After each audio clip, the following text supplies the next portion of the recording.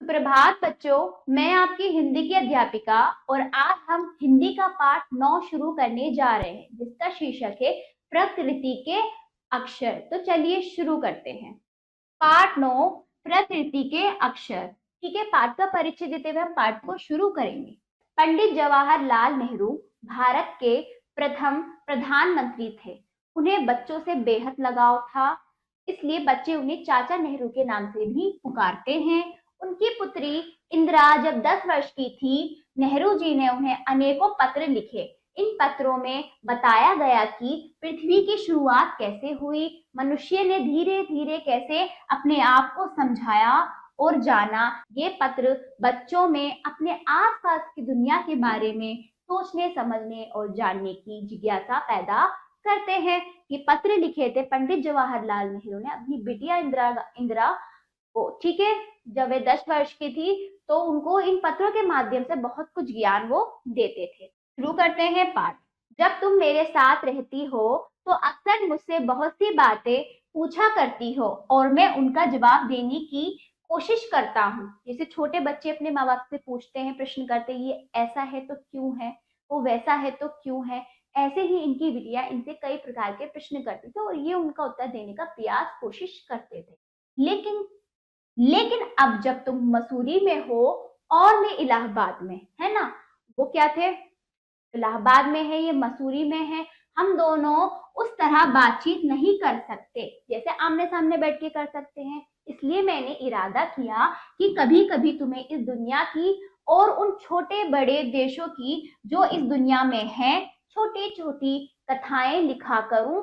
तुमने हिंदुस्तान और इंग्लैंड का कुछ हाल इतिहास में पढ़ा है। मतलब जब वो इस तरह से बातचीत करते थे, अब वो अलग अलग जगह पर रहते हैं दोनों। ठीक है, इस प्रकार तो वो कहते हैं कि अब मैं पत्र के द्वारा हर एक छोटी छोटी बातों को तुम्हें बताऊंगा कथाओं के रूप में। हिंदुस्तान और इंग्लैंड का कुछ हाल इतिहास में पढ़ा है। मतलब फिर बोलते हैं तुमने हिंदुस्तान के बारे में, इंग्लैंड के बारे में कुछ इतिहास तो पढ़ा है, लेकिन इंग्लैंड केवल एक छोटा सा टापू है और हिंदुस्तान जो एक बहुत बड़ा देश है ना। इंग्लैंड क्या है, एक छोटा सा टापू है, उसके सामने हिंदुस्तान क्या है, बहुत बड़ा एक छोटा सा हिस्सा है, परंतु हिंदुस्तान बहुत बड़ा देश है। फिर भी दुनिया का एक छोटा सा हिस्सा है हिंदुस्तान, फिर भी क्या है, दुनिया का एक छोटा सा हिस्सा। अगर तुम इस दुनिया का कुछ हाल जानने का शौक कर अगर तुम्हें इस दुनिया का कुछ हाल जानने का शौक है तो तुम्हें सब देशों का और सब जातियों का जो इसमें बसी हुई है ध्यान रखना पड़ेगा, केवल उस एक छोटे से देश का नहीं जिसमें तुम पैदा हुई हो। तो कहते हैं केले को वो एक छोटा टापू है और भारत बहुत बड़ा देश है। यदि तुम उसको नहीं जान पाओगे तो वो आपको एक छोटा हिस्सा नजर आएगा। लेकिन ठीक है, तो फिर कहते हैं जिस जहां तुम पैदा हुई हो यानी भारत में, है ना, क्या कह रहे हैं वो, जहां तुम पैदा हुई हो जो भारत है, केवल उसके बारे में जानने का प्रयास ना करो, छोटे से देश का ही नहीं बल्कि पूरी दुनिया के बारे में जानने का तुम्हारे अंदर वो उत्सुकता होनी चाहिए, जिज्ञासा होनी चाहिए, है ना। पूरी दुनिया में क्या क्या कैसे कैसे और कैसे बना, क्या बना, पृथ्वी की सच्चाई, दुनिया के बारे में तुम्हें मालूम होना चाहिए। इस प्रकार वो कहते हैं मुझे मालूम है कि इन छोटे छोटे खतों में बहुत थोड़ी सी बातें ही बतला सकता हूँ, लेकिन मुझे आशा है कि इन थोड़ी सी बातों को भी तुम शौक से पढ़ोगी और समझोगी कि दुनिया एक है और दूसरे लोग जो इसमें आबाद है हमारे भाई बहन है। फिर कहते हैं कि छोटे से खत में पूरी दुनिया के बारे में बहुत कुछ नहीं लिख सकता, लेकिन जितना मैं लिख सकता हूँ उसको तुम अच्छे से समझोगी और जानोगी और सीखोगी कि दुनिया बतौर हम देश, भारत देश में रहते हैं, ये हमारा देश है, लेकिन बाकी की दुनिया के जो लोग हैं वो भी हमारे भाई बहन है। इस प्रकार वो कहते हैं जब तुम बड़ी हो जाओगी तो तुम दुनिया और उसके आदमियों का हाल मोटी मोटी किताबों में पढ़ोगी। जब तुम बड़ी हो जाओगी तो सबके बारे में मोटी मोटी किताबों में पढ़ोगी, उसमें तुम्हें जितना आनंद मिलेगा उतना किसी कहानी या उपन्यास में भी ना मिला होगा, है ना। जब तुम बड़ी हो जाओगी तो मोटी मोटी किताबें पढ़ने का शौक आएगा, उसको जानोगी, जितना आनंद तुम्हें उन नई चीजों जानकारियों के बारे में ज्ञान प्राप्त होगा, जिज्ञासा जो तुम्हारे अंदर वो उत्सुकता होगी, जितना जो आनंद होगा वो तुम्हें कहानियों में, उपन्यासों में नहीं मिलेगी। ये तो तुम जानती ही हो कि यह धरती लाखों करोड़ों वर्ष पुरानी है है ना, लाखों करोड़ों वर्ष पुरानी है और बहुत दिनों तक इसमें कोई आदमी ना था। पहले हमारी धरती क्या थी, हमारी धरती का जो जन्म है लाखों करोड़ों वर्ष पुराना है, तब जीवन नहीं था, धरती में जीवन नहीं था। आदमियों से पहले सिर्फ जानवर थे और जानवरों से पहले एक ऐसा समय था जब इस सतह पर कोई जानदार चीज ना थी। हम इंसान हैं, आदमी हैं, आदमी की जात है, लेकिन हमसे हम पहले नहीं आए थे, हमसे पहले कौन थे, जानवर, है ना। तो आदि मानव से पहले भी जानवर थे। तो पहले तो हमसे पहले जानवर रहे हैं, फिर जानवरों से पहले कुछ नहीं था, जीवन ही नहीं था पृथ्वी में, है ना, जानदार चीज नहीं थी। आज जब यह दुनिया हर तरह के जानवरों और आदमियों से भरी हुई है, उस जमाने का ख्याल करना भी मुश्किल है जब यहाँ कुछ ना था। उस जमाने का ख्याल करना मुश्किल है जब कोई था ही नहीं, तो हम कैसे उसके बारे में सोचे, क्या पता लगाएं क्या था कैसे था, है ना। लेकिन विज्ञान जानने वालों और विद्वानों ने, है ना, जो विज्ञान को जानते हैं, परखते हैं, समझते हैं, विद्वान जो रहे हैं, जिन्होंने इस विषय को खूब सोचा और पढ़ा, है ना, लिखा, पढ़ा है, लिखा है कि एक समय ऐसा था जब यह धरती बेहद गर्म थी और इस पर कोई जानदार चीजें नहीं रह सकती थी, है ना। हमारी पृथ्वी एक तरह से इतनी गर्म थी, आग थी यहाँ पर, तो यहाँ पर जीवन यापन करना ही मुश्किल था, तो जीवन था ही नहीं। कि किससे पता चला, विज्ञान जानने वालों, बड़े बड़े विद्वानों ने पढ़कर, लिखकर, समझकर ये जानकारी प्राप्त के पहले जीवन नहीं था और यहाँ पर बेहद बहुत ज्यादा गर्मी थी। और अगर हम उनकी किताबें पढ़ें और पहाड़ों और जानवरों की पुरानी हड्डियों को गौर से देखें, यानी कि जब खोजा गया, खोदा गया, खुदाई में कई प्रकार की ऐसी चीजें मिली, जानवरों की हड्डियां मिली, अस्थियां मिली, उससे पता चला कितनी पुरानी अस्थियां हैं, कितना पुराना समय था। इस तरह से पता लगा लगाकर हमने पृथ्वी का जन्म देखा कि पहले पृथ्वी पर जीवन नहीं थी, यहाँ पे पहले पृथ्वी पर जीवन नहीं था और यहाँ पर बहुत ज्यादा गर्मी थी। तो गौर से समझा तो हमें खुद मालूम होगा कि ऐसा समय जरूर रहा होगा। तो हमें हर चीज को गौर से देखनी चाहिए, समझनी चाहिए, विचार करने चाहिए, तो हमें उन चीजों का धीरे धीरे पता चल जाता है ना, अंदाजा हो जाता है, संकेत मिलते हैं। तुम इतिहास की किताबों में ही पढ़ सकती हो, लेकिन पुराने जमाने में तो आदमी पैदा ही नहीं हुआ था, ठीक है, किताबें कौन लिखता। तो बोलते हैं कि हमें तो जानकारी आसानी से मिल जाती है, किस समय से ये चीज है, कब क्या बना, किसका जन्म कैसे। लेकिन पुराने समय में तो लिखना पढ़ना नहीं जानता था मानव, ना उस समय कोई मनुष्य था, अगर होता तो वो लिखता, उस समय कोई नहीं था, फिर भी ये चीजें क्या थी, पहले पता नहीं होती थी, लेकिन अब किताबों के जरिए हमें इन चीजों का पता रहता है। तब हमें उस जमाने की बातें कैसे मालूम हो, ये तो नहीं हो सकता कि हम बैठे बैठे हर बात सोच निकाले। यह बड़े मजे की बात होती, क्योंकि हम जो चीज चाहते सोच लेते और सुंदर परियों की कहानियां गढ़ लेते। तो इस तरह से उन्होंने कहा कि मतलब कितना, मतलब आसान नहीं था इस तरह से किसी चीज का पता लगाना। पुराने समय में तो इस चीज का ज्ञान ही नहीं था, उस समय मनुष्य नहीं था, तो किसने इतिहास किस प्रकार लिखा, ठीक है। अगर ऐसा होता जैसे हमने सोच लिया वैसे हो जाता, तो हम जितनी भी कहानियां, परियों की कहानियां होती ना, वो वैसे सच कर लेते। अगर सोच सोच के अनुसार क्या हो जाता, सच हो सकता, तो हर एक चीज सोच के अनुसार हम सच कर लेते, है ना, गढ़ लेते। लेकिन जो कहानी किसी बात को देखे बिना गढ़ ली जाए, वह ठीक कैसे हो सकती है। फिर आगे कहते हैं कि बिना देखे किसी कहानी को सोच लिया जाए, समझ लिया जाए, ऐसी मान लिया जाए, गढ़ लिया जाए, तो वे कैसे सही हो सकती है। लेकिन खुशी की बात यह है कि उस पुराने जमाने की लिखी हुई किताबें ना होने पर भी कुछ चीजें ऐसी हैं जिनमें हमें उतनी ही बातें मालूम होती हैं जितनी किसी किताब से होती। ये पहाड़, समुद्र, सितारे, नदियां, जंगल, जानवरों की पुरानी हड्डियां और इसी तरह की और भी कितनी सारी चीजें हैं जिनसे हमें दुनिया का पुराना हाल मालूम हो सकता है। तो इस प्रकार उन्होंने फिर बताया कि किताबों के अलावा कुछ चीजें ऐसी हैं जिनसे हमें जानकारी मिली है, जैसे नदियों का इतिहास, जंगल, जानवर, है ना, पुरानी हड्डियां, तरह तरह की कितनी चीजें हमें प्राप्त हुई हैं खुदाई के दौरान। और काफी पहाड़, पर्वत, ये सब हमें क्या दे रहे हैं, ज्ञान प्राप्त करा रहे हैं, बता रहे हैं कि उनका वजूद कितना पुराना था, कैसा था।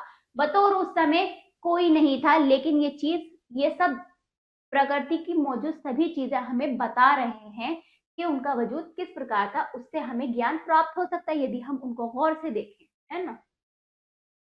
मगर हाल जानने का असली तरीका ये नहीं है कि हम केवल दूसरों की लिखी हुई किताबें पढ़ लें, बल्कि खुद संसार रूपी पुस्तक को पढ़ें, है ना। हाल जानने का ये नहीं कि सिर्फ किताबों को पढ़ लिया और रट्टा मार लिया, समझ लिया, हाँ मान लिया, गढ़ लिया। किताबों के अलावा भी आप चीजों को देखो, परखो, समझो। संसार रूपी किताबी पूरे संसार में जितनी प्रकृति की चीजें हैं उनको समझो। मुझे आशा है कि पत्थरों और पहाड़ों को पढ़कर तुम थोड़े ही दिनों में उनका हाल जानना सीख जाओगी। सोचो कितने मजे की बात है, एक छोटा सा रोड़ा जिसे तुम सड़क पर या पहाड़ के नीचे पड़ा हुआ देखती हो, शायद संसार की पुस्तक का छोटा सा पृष्ठ हो, शायद पूरे संसार की छोटा सा पृष्ठ हो, यानी एक पन्ना हो, शायद उससे तुम्हें कोई नई बात मालूम हो जाए। शर्त यही है कि तुम्हें इसे पढ़ना आता हो, शर्त यह है कि तुम्हें उसे पढ़ना आता हो, तुम उसकी चीजों को, उसकी विशेषताओं को समझने का प्रयास करो। कोई जबान उर्दू, हिंदी या अंग्रेजी सीखने के लिए तुम्हें उसके अक्षर सीखने होते हैं, है ना। कोई भाषा, कोई जबान सीखने के लिए आपको उनके अक्षर पहले सीखने होते हैं। इसी तरह पहले तुम्हें प्रकृति के अक्षर पढ़ने पड़ेंगे, तभी तुम उसकी कहानी, उसके पत्थरों और चट्टानों की किताब से पढ़ सकोगी, है ना। चट्टानों को और पत्थरों को किताब कहा गया है। तुम, वो कहते हैं कि किताबी ज्ञान से बाहर निकलो, प्रकृति की चीजों को पढ़ो, ये भी हमें बहुत कुछ ज्ञान दे सकते हैं। ये हमारी चट्टान रूपी या पत्थरों की किताबें हैं। शायद अब भी तुम उसे थोड़ा थोड़ा पढ़ना जानती हो। जब तुम कोई छोटा सा गोल चमकीला रोड़ा देखती हो तो क्या वह तुम्हें कुछ नहीं बतलाता? ये कैसे गोल, चिकना और चमकीला हो गया है? मतलब तुम किसी चीज को देखो, तुम्हारे मन में प्रश्न आते हैं किस प्रकार से हुआ होगा, कैसे हुआ होगा, इसकी हालत, ये किस प्रकार से इसकी ये हालत है। हम हर चीज को देख के समझने का प्रयास करते हैं। तो इसी प्रकार तुम भी देखती होंगी उसके खुरदुरे किनारे या कोने क्या हुए। अगर तुम किसी बड़ी चट्टान को तोड़कर टुकड़े टुकड़े कर डालो तो हर एक टुकड़ा खुरदुरा और नोकीला होगा। यह गोल चिकने रोड़े की तरह बिल्कुल नहीं होता। फिर यह रोड़ा कैसे इतना चमकीला, चिकना और गोल हो गया? तो बता रहे हैं कि कोई भी चीज में अगर परिवर्तन आता है तो किस कारण आता है, कैसे आता है, क्यों आता है। इस प्रकार हमारे मन में कई प्रकार जिज्ञासा वाले प्रश्न निकलते हैं। अगर तुम्हारी आंखें देखें और कान सुने तो तुम उसी के मुंह से उसकी कहानी सुन सकती हो, है ना। अगर मतलब तुम्हारी आंखें उन चीजों को देख सकती है, सही मायने में वो सुन सकती है, तुम उसी के मुंह से, उस पत्थर के मुंह से, मतलब एक पत्थर का टुकड़ा है, एक पत्थर का टुकड़ा है, तुम उसे देख रही हो, तुम्हारी आंखें उसे पढ़ने का प्रयास कर रही हैं, उसकी बात सुनने का प्रयास कर रही हो, तुम पत्थर के मुंह से ही उसकी अपनी पहचान, अपनी कहानी समझ सकती हो। वो नजरिया, वो दिमाग तुम्हारे अंदर होना चाहिए। वह तुमसे कहेगा कि एक समय जिसे शायद बहुत दिन गुजरे हों, वह भी एक चट्टान का टुकड़ा था। ठीक उसी टुकड़े की तरह उसमें किनारे और कोने थे जिसे तुम बड़ी चट्टान से तोड़ती हो। शायद वह किसी पहाड़ के दामन में पड़ा रहा, है ना। फिर क्या, टूटकर वो किसी पहाड़ के दामन में पड़ा रहा, तब पानी आया उस पर और उसे बहाकर छोटी घाटी तक ले गया। घाटी का अर्थ है दो पहाड़ों के बीच का मध्य भाग, है ना। दो पहाड़ और उसके बीच का जो मध्य भाग होता है, वहां तक वो पानी के जरिए चट्टान से टूटता हुआ पानी में बहकर घाटी पर आ गया। वहां से एक पहाड़ी नाले ने ढकेल कर उसे छोटे दरिया में पहुंचा दिया। फिर वहां से वो कहाँ चला गया? छोटे दरिया में चला गया। इसी छोटे से दरिया से वह बड़े दरिया में पहुंचा, फिर बड़े दरिया में पहुंचा। इस बीच वह दरिया के पैंदे में लुढ़कता रहा, है ना, तली में लुढ़कता रहा, पैंदे में लुढ़कता रहा। उसके किनारे घिस गए, जिसके कारण उसके किनारे क्या हो गए? घिस गए और वह चिकना और चमकदार हो गया। इस तरह वे कंकड़ बना जो तुम्हारे सामने है। इस प्रकार वो कंकड़ बनकर तुम्हारे सामने आया। कहाँ? वो चट्टान से टूटा हुआ टुकड़ा। इस तरह से उसका सफर अलग अलग जगह होने के कारण उसका स्वरूप इस कारण बदल गया। किसी वजह से दरिया उसे छोड़ गया और तुम उसे पा गई। अगर दरिया उसे और आगे ले जाता तो वह छोटा होते होते अंत में बालू का एक जर्रा हो जाता। यानी कि आप देखते हो रेत, रेत के बारीक बारीक कंकड़ देखे होंगे, जो जर्रा होता है वो ऐसा हो जाता है, यदि उसका सफर और भी आगे रहता, घिसता घिसता घिसता घिसता बालू का जर्रा बन जाता और समुद्र के किनारे अपने भाइयों से जा मिलता। यानी कि समझ रहे हो कहाँ बात आई, जहां से हमने इस पाठ की बात शुरू करी थी कि अगर वो मतलब और भी आगे जाता तो उसी पत्थर उसी पहाड़ के अन्य टुकड़े भी जगह जगह जाकर समुद्र में मिल गए तो वो भी अपने भाइयों में जाकर मिल जाता।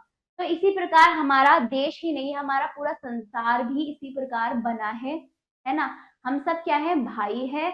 और ये इतिहास हमें ये प्रकृति की छोटी छोटी चीजें समझाती हैं, बतलाती हैं। ठीक है, जहां एक सुंदर बालू का किनारा बन जाता जिस पर छोटे छोटे बच्चे खेलते और बालू के घरोंदे बनाते। आप देखते होंगे ना, नदी किनारे चौपाटी जाते हो, जू किनारे आप जाते तो मट्टी मट्टी इतनी सारी नदी के किनारे आ जाती है, इकट्ठी हो जाती, तो उसमें क्या होता है, हम घरोंदे बनाते हैं, वहां से खेलते। तो वही टुकड़ा तो पहाड़ का टुकड़ा था जो इतना पुराना उसका क्या था, जीवन था। घिस घिस के वो पहाड़ से क्या बन गया, जर्रा बन गया। अगर एक छोटा सा रोड़ा तुम्हें इतनी बातें बता सकता है तो पहाड़ों और दूसरी चीजों से, तो पहाड़ों और दूसरी चीजों से जो हमारे चारों तरफ है, हमें और भी कितनी बातें मालूम हो सकती है। एक छोटे से टुकड़े ने तुम्हें इतना कुछ ज्ञान दे दिया, तो तुम हर एक चीज को देखो, प्रकृति से दोस्ती करो, समझो प्रकृति हमें क्या कह रही है। ठीक है, वही ये अपनी बेटी को समझाना चाह रहे थे इस प्रकार पत्रों के माध्यम से। ठीक है, तो इस प्रकार बताया गया है कि प्रकृति की चीजें बोलती है, बस उसको सुनने का प्रयास करो, दिखाती है देखने का प्रयास करो, समझो।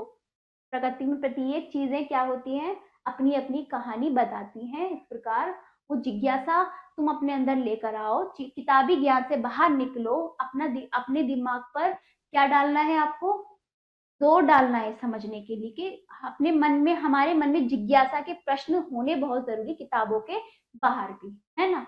तो इस पाठशाला में ये सीख मिलती है हमें, किताबी ज्ञान से बाहर निकल के भी हमें चीजों को समझने का प्रयास करना है। किताबों का ज्ञान तो बहुत जरूरी है, लेकिन उससे भी बाहर निकल के आपके मन में जानकारी और जिज्ञासाएं, जानने की इच्छा होनी चाहिए, है ना। किताबों के अलावा बाकी किताब तो अच्छी है, किताबों से हमें ज्ञान मिलता है, और किताबों के अलावा भी हमें बहुत चीजों को समझना चाहिए। ठीक है, जवाहरलाल नेहरू अंग्रेजी का अनुवाद, पहले अंग्रेजी में था ये पत्र, इसको अनुवाद किया है किसने, प्रेमचंद ने, हिंदी में अनुवाद करके ये पाठ दिया है।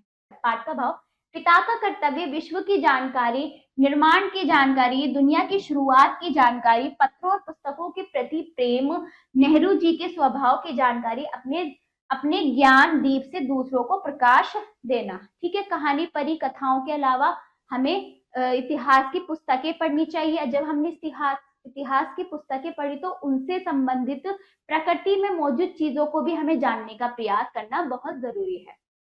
शब्दकोश देख लीजिए बच्चों, टापू वह भूखंड जो चारों ओर पानी से घिरा हुआ हो। हिस्सा, भाग, टुकड़ा, शौक, लालसा, किसी वस्तु की प्राप्ति अथवा सुख के भोग की अभिलाषा, है ना। बेहद, बहुत, अधिक, अपार, गौर, ध्यान, चिंतन, सोच, विचार, गढ़, कल्पना, मन की उपज। रोड़ा, पत्थर का टुकड़ा। ठीक है, खुरदुरा, असमतल, है ना। नोकीला, जिसमें नोक निकली हो, नोकदार। दरिया, नदी, समुद्र। पैंदे, किसी वस्तु का निचला भाग जिसके आधार पर वह ठहरी रहती है। जर्रा, अणु, बहुत छोटा खंड। बालू, रेत, घरौंदा, मिट्टी या बालू आदि के छोटे घर जिसे बच्चे खेलने के लिए बनाते हैं। ठीक है, इन शब्दों का अर्थ आप स्वयं कंठस्थ कीजिएगा। चलिए, मैंने बता दिया। अभ्यास, आपने क्या सीखा, मौखिक शुद्ध उच्चारण के साथ इन शब्दों को आप स्वयं पढ़ेंगे। दूसरा देखिए, सोचकर बताइए, पत्र किसने, पहला कट, पत्र किसने किसको लिखा। दूसरा, इंग्लैंड और हिंदुस्तान में क्या फर्क है। तीसरा, दुनिया का पुराना हाल किन किन चीजों से पता चलता है। चौथा, बालू किससे बना है। इन प्रश्नों का उत्तर आप बोलकर पाठ के अनुसार देंगे। बच्चों अगला आ जाइए, लिखित बहुविकल्पीय प्रश्न। सही विकल्प पर सही का चिन्ह लगाइए। पहला देखिए बच्चों, लेखक की पुत्री अक्सर लेखक से क्या पूछा करती थी, क्या, बहुत सी बातें। दूसरा देखिए, लेखक ने पुत्री को दुनिया के बारे में क्या बताया, दुनिया एक है। तीसरा, धरती कितनी पुरानी है, कितनी पुरानी है, लाखों करोड़ों वर्ष। चौथा देखिए, किसी भी भाषा को सीखने के लिए हमें उनके क्या सीखने होते हैं, क्या सीखने होते हैं, अक्षर। 5वां देखिए, छोटे छोटे बच्चे समुद्र के किनारे बालू का क्या बनाते हैं? घरौंदा। ठीक है। लघु उत्तरीय प्रश्न देख लिए। निम्नलिखित प्रश्नों के उत्तर दीजिए। पहला, हमारी धरती लाखों करोड़ों वर्ष पहले कैसी थी? दूसरा, संसार रूपी पुस्तक पढ़ने से हमें क्या ज्ञात होगा? ठीक है। फिर आगे, छोटा सा गोल चमकीला रोड़ा तुम्हें क्या कहानी बताता है? चौथा देखिए, दरिया ने किसके स्वरूप को बालू में बदला है और कैसे? इन प्रश्नों का उत्तर पाठ के अनुसार आप स्वयं देंगे बच्चों। ठीक है। आगे चलिए। सत्य कथन के लिए सत्य तथा असत्य कथन के लिए असत्य का चिन्ह लगाइए। पहला, दुनिया एक है और दूसरे लोग जो इसमें आबाद है हमारे दुश्मन है। गलत, असत्य। दूसरा देखिए, एक समय ऐसा था जब धरती बेहद गर्म थी। सत्य, सही। तीसरा देखिए, छोटा सा रोड़ा या सड़क संसार की पुस्तक का छोटा सा पृष्ठ है। सही। चौथा देखिए, कोई जबान उर्दू, हिंदी या अंग्रेजी हमें बिना अक्षर सीखे आ जाती है। गलत। पांचवा देखिए, चट्टान के टुकड़े दरिया के पेंदे में लुढ़कते रहे। सही। ठीक है। तो ये पाठ आपका समाप्त हो, बाकी कार्य आप स्वयं करेंगे। ठीक है बच्चों, तो ये पाठ समाप्त हो गया। इसका अभ्यास कार्य आप अपनी अभ्यास पुस्तिका में जरूर कीजिएगा और अब हम मिलते हैं अगले पाठ पर। धन्यवाद।